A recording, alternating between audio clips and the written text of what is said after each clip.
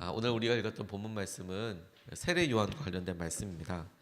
예수님께서 세례 요한에게 세례를 받으셨다라는 것을 우리가 잘 알고 있습니다. 당시의 사람들도 잘 알고 있었습니다. 세례 요한이 엄청 유명한 사람이었거든요. 그에게로 와서 많은 사람들이 세례를 받았고 회개하는 것에 대한 도전을 받았습니다.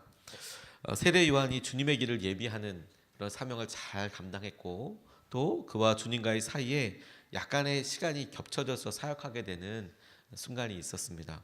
마치 이어달리기를 하는 사람이 이어달리기의 바톤을 받아서 같이 뛰어가는 순간이 있듯이 세례 요한이 열심히 사역해왔던 것들을 예수님이 그렇게 이어서 이제 본격적으로 사역을 하게 되는 이 겹쳐지는 시간이 있었는데, 주님께서 마침내 사람들에게 세례를 주기 시작하셨을 때 이 세례 요한의 제자들이 자기의 스승인 요한에게, 세례 요한에게 가서 물어본 거예요. 혹은 이야기를 한 겁니다. 세례 받으러 요한에게 오는 게 아니라 예수님에게로 사람들이 몰리기 시작했거든요. 그러니까 처음에는 전부 다 세례 요한에게 몰렸던 이 사람들이 예수님에게로 몰려가는 이런 것을 보면서 마음에 여러 생각이 들었을 것 같습니다. 그래서 그의 스승에게 이와 같은 일을 이야기할 때에 요한이 대답하기를 오늘 본문과 같이 이야기를 했습니다. 그와 같은 일들이 일어나는 당연한 일에 대해서 자기가 생각하는 것이 오히려 기쁨이었다고 이렇게 이야기하는데, 이 본문 말씀을 통해서 우리가 잘 생각하지 못하는 기쁨의 이유 한 가지를 얻을 수 있겠다는 생각을 하게 됐습니다. 우리가 보통 이와 같은 은혜, 이것이 기쁨이라고 생각하지 않는데 이게 주님께서 보시기에 정말 놀라운 기쁨의 이유이구나, 원인이구나 싶은 것입니다. 첫 번째 기쁨의 이유가 무엇이냐면 우리가 주인공이 아니라는 사실입니다. 29절 상반절을 보면 신부를 차지하는 사람은 신랑이다 이렇게 나와 있는데요. 세례 요한은 자신이 하고 있는 사역과 자신이 받은 사명을 헷갈리지 않았습니다. 자기가 하고 있는 사역과 자신이 받은 사명에 대해서 헷갈리지 않았어요. 많은 사람이 하나님께로 돌아오게 하는 것, 많은 사람들을 하나님께로 돌아오게 하는 것, 이게 세례 요한의 역할이었고, 뿐만 아니라 이제 오실 그리스도 메시아의 삶을 예비하는 것, 그게 세례 요한의 분명한 사역이었습니다. 그게 부르심 받은 거였습니다. 그런데 본인이 그리스도로서 메시아로서 부르심 받은 게 아니라는 것을 잘 알고 있었습니다. 그가 예수님이 아니라는 것을 알고 있었다는 이야기이죠. 그가 해야 될 일은 분명히 알고 있었지만, 그러나 그가 부르심 받은 것에 대해서는 한계를 넘지 않는 것에 대해서 자신이 명확하게 알고 있었다라는 것입니다. 자신의 사명은 결혼식에 초대되어서, 그래서 그곳에 신랑과 신부가 만나서 행복한 생활을 시작하는 일에 증인이 되는 것, 그 일을 돕는 것, 그 일 때문에 주님께서 하신 일들을 내가 함께 보고 기뻐하는 것, 이게 내 역할이야 라고 생각하고 있었던 거죠. 우리는 어렸을 때부터 부모님으로부터 사랑을 참 많이 받고, 그 사랑이 부모님에게서 받은 것이기에 이 세상에서 우리 각자가 가장 사랑스러운 사람이라고, 그리고 가장 놀라운 기적과도 같은 사람이라고 이야기 들으면서 자랐습니다. 그리고 그것은 정말 100% 맞는 말이라고 싶습니다. 부모에게 있어서 그 자녀는 가장 아름다운 존재가 확실하고 기적과도 같은 사람임에 틀림없지요. 저희가 우리 자식들에게 하는 것과 아마 똑같을 겁니다. 그런데 부모에게 있어서는 그렇지만 우리가 사회생활을 배우고, 그리고 우리가 사람들과 만나고, 그리고 여러 가지 우리의 모습을 보게도 됩니다. 그리고 세상에서 가장 존귀한 존재에서 이 세상을 살아가는 한 사람으로서 역할을 배워가게 되죠. 그럴 때 어린아이들도 굉장히 많은 스트레스를 받는답니다. 아이들이 처음으로 어린이집에 가면 어린이집에서 사랑받고, 그리고 선생님들이 잘해주시기도 하지만 갈등이 일어나는 순간이 있습니다. 그 갈등이 일어나는 순간 중에서 제일 대표적인 때가 언제냐면 생일 축하 파티할 때라고 합니다. 왜 그럴까 싶지요? 평소 때는 선생님이 사랑해 주시고 안아주시고 밥도 다 먹여주시고 다 그렇게 해주지만, 이 생일 축하 파티 때에는 생일 축하 받는 아이들이 있거죠. 당사자라고 그러죠. 그렇고 1월 달에 태어난 아이들, 2월 달에 태어난 아이들, 5월 달에 태어난 아이들이 있지 않겠습니까? 그러면 평소 때는 밥도 똑같이 먹고 똑같이 사랑해 주려고 노력하고 하지만 이 생일 축하 파티 때는 5월에 생일인 아이들은 딱 정해져 있는 거거든요. 그러면 촛불을 끌 아이들도 정해져 있는 거거든요. 선물을 받을 아이들도 정해져 있는 거거든요. 그런데 아이들이 이걸 인정을 못 하는 거예요. 자기네 집에 있으면 케이크 들어오면 케이크 다 누구 거죠? 다 자기 거예요. 부모님들이 생일이라고 축하받고 뭐 사갖고 오면 촛불 꼽아서 그 불 끌 때 누가 그거 끄게 되죠? 자기들 끄거든요. 다 자기들이 최고라고 생각하고 있는데 이 생일 때는 촛불이 있고 이게 케이크 준비되는데 자기 보고 끄라는 말을 안 하고 오히려 자기가 누군가에게 축하해 주어야 한다는 이 상황을 받아들일 수가 없는 거예요. 받아들일 수가. 근데 이게 참 놀랍지 않습니까? 우리도 어느 순간에 그렇게 하면서 삶을 배워가죠.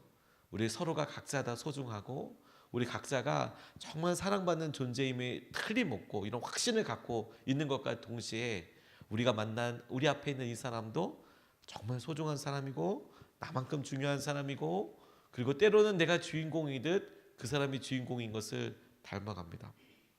그리고 어느 순간에 우리가 하나님을 만나게 되면 우리가 우리 인생의 중심이 아니라는 것을 이제 완전히 알게 돼요. 우리가 거룩하고 존귀한 사람인 것과 동시에 우리를 그러한 존재로 만들어 두신 하나님이 계시고 그 하나님께서 우리를 존귀하게 여기시는 것으로 인해서 우리가 삶의 의미가 있고 이 땅을 소중한 기회로 살아가며 동시에 하나님께 그 사랑과 영광을 올려드리는 것이 우리의 사명이고 역할인 것을 알게 되는 것이죠. 이것이 당장은 어린 아이들이 자기 앞에 있는 생일 케이크를 자기 친구에게 양보도 아닌 원래 그 아이의 생일 순번이니까 당연하게 여기고 기쁘게 동참해주고 박수해줄 수 있는 것처럼 이 땅에서 우리가 살 때에도 엄청 커다란 기쁨이 됩니다. 왜냐하면 이것이 우리에게 책임과 관련되어 있기 때문에 그렇습니다.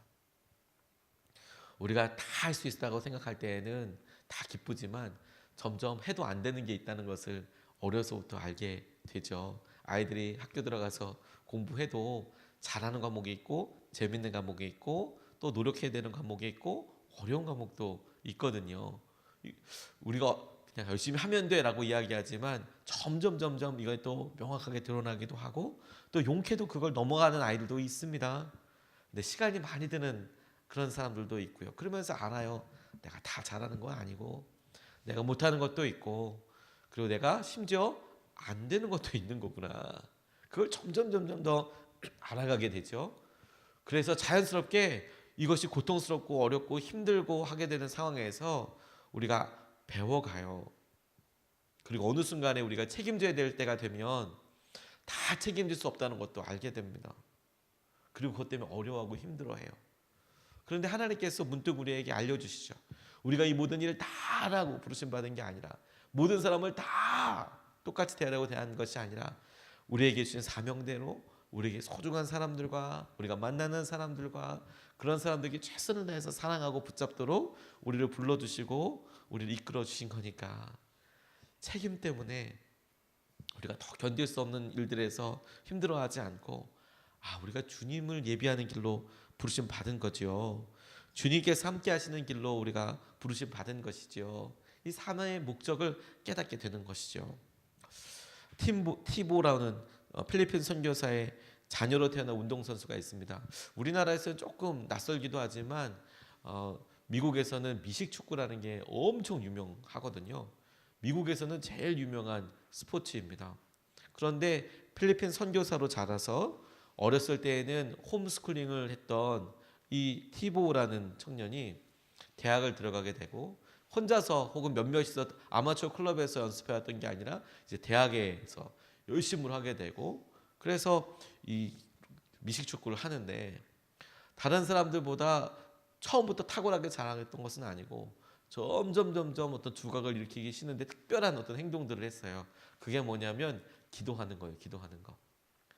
게임에 골이 들어가게 됐을 때나 자기가 어떤 기여를 하게 되면 꼭 앉아서 기도를 하는 거예요. 근데 그 기도하는 모습이 사람들에게 굉장히 인상적이었어요. 어느 순간에 사람들이 스포츠 하는 운동선수들이 기도하지 않고 그랬는데 이 사람은 꼭 앉아서 기도하는 거예요. 기도하는 거. 그게 조명이 되고 그리고 심지어 이 사람은 여기다가 패치라고 그러는데 운동선수들이 요 밑에다가 까만 거 붙이거든요. 그래서 눈 반사나 이런 것들도 그렇고 이렇게 하는데 여기다가 까만색 양쪽에다가 붙이는 거에다가 존 3장 16절 요한복음 3장 16절 이렇게 써서 다니는 거예요. 하나님이 세상을 이처럼 사랑하사 독생자를 주셨다. 이런 이야기를 요한복음 3장 16절. 그러니까 사진에 찍히지 않겠습니까? 카메라에 들어가지 않겠습니까? 그러니까 그 구글에서 요한복음 3장 16절 찾아본 횟수가 엄청나게 많아지고 그랬다는 거예요. 도대체 저게 뭐냐, 저 암호가 라고 생각될 정도로. 근데 그가 그렇게 앉아서 기도하고 그렇게 수많은 역정석을 기록한 기적의 주인공이 되면서 실제로 그의 삶이 조명받고 함께 사람들에게 인정받을 수 있는 이유가 무엇이었냐면 삶의 목적을 분명히 아는 것이죠. 나는 지금 운동을 하고 사람들에게 유명하게 되고 내가 이렇게 하지만 내가 지금 뛰는 이유는 하나님 때문이고 내가 지금 이렇게 주님 앞에 기도하는 이유도 내가 하나님의 자녀이고 하나님의 종인 것을 내가 기뻐하는 것. 그게 그를 바라보는 사람들 그리고 그를 믿음의 눈으로 함께 동력하는 사람들에게는 큰 기쁨일 뿐만 아니라 하나님께도 그와 같다는 생각이 들었어요. 우리가 여러분 주인공 아닙니다. 우리가 주인공 아니고 오늘도 우리 가운데 예수님이 주인공이십니다. 그리고 그것 때문에 우리가 우리 삶의 많은 부분들을 내려놓을 수 있습니다. 주님이 하실 일인데요. 우리가 다 못해도 됩니다. 주님이 하시는 거거든요. 두 번째로 세례 요한을 통해서 우리에게 주시는 기쁨의 이유가 무엇이냐면 신랑의 친구에게 있는 기쁨입니다. 우리가 신랑이 아니고 신랑의 결혼식에 참석한 친구로서 누리게 되는 기쁨이 있어요. 29절 하반절에 보면 신랑의 친구는 신랑이 오는 소리를 들으려고 서 있다가 신랑의 음성을 들으면 크게 기뻐한다. 나는 이런 기쁨으로 가득 차 있다. 이렇게 이야기하고 있습니다. 이 세례 요한이 특별히 이야기한 이 비유가 설명이 우리에게 있어서 하나님께서 주시는 또 다른 기쁨을 보게 해주세요. 신랑의 친구는 결혼식장에 미리 도착해서 결혼식에 미흡함이 있는지를 점검하고 확인합니다. 지금이야 미리미리 다 만나고 함께하지만 당시만 해도 멀리 있는 마을에서 이 마을로 결혼식을 하러 오고 그렇게 신랑이 와서 신부를 만나서 다시 신랑 집에 데리고 가고 그런데 이 거리가 가까울 수도 있지만 만만치 않을 때도 있었거든요. 가깝다고 하더라도 이 동네와 마을을 돌아다니는 사람들은 그렇게 많지 않았습니다. 지금이야 여러 교통시설이 발달하고 또 오고 갈 일이 많이 있으니까 시장이 형성되고 그렇게 되지만 당시만 하더라도 그렇게 오고 간다는 게 특별한 직업이 아니면 쉽지 않았거든요. 농사를 중심으로 하고 있고 목축업을 중심으로 하더라도 자기 땅이 있고 자기 지역이 있으니까 잘 벗어나지 않았습니다. 그러니까 서로가 서로의 얼굴을 잘 몰랐어요. 그런데 신랑이 신부 집에 이렇게 오는 겁니다. 근데 신랑의 친구들은 신랑을 알고 있어요. 그런데 신부 집에 있는 사람들은 신랑을 몰라요. 누군지 모르죠. 물론 옷을 입고 온 사람 이렇게 이야기하겠지만 잘 몰라요. 그런데 그렇게 결혼식을 기다리고 내가 이 중요한 의미 있는 시간에 함께 해줄 거야 라고 생각하고 있는 신랑의 친구가 신랑의 목소리를 듣는 거예요. 이제 왔다. 그 사람이 왔다. 그래서 이제 오늘 이 결혼 예식이 아주 절정으로 올라가고 이제 시작이 되고 축하하게 되는 것을 다른 사람들보다 먼저 할 뿐만 아니라 다른 사람들보다 전혀 다른 시선으로 이것을 바라보고 기뻐할 수 있는 거죠. 그가 이 일에 같이 참여하게 되고 그 일에 처음서부터 끝까지 함께하게 되는 그 의미를 보게 되는 그리고 그 숨겨진 것까지 알게 되는 은혜와 축복을 누리게 되는 거예요. 이게 얼마나 커다란 누림이고 기쁨일까요?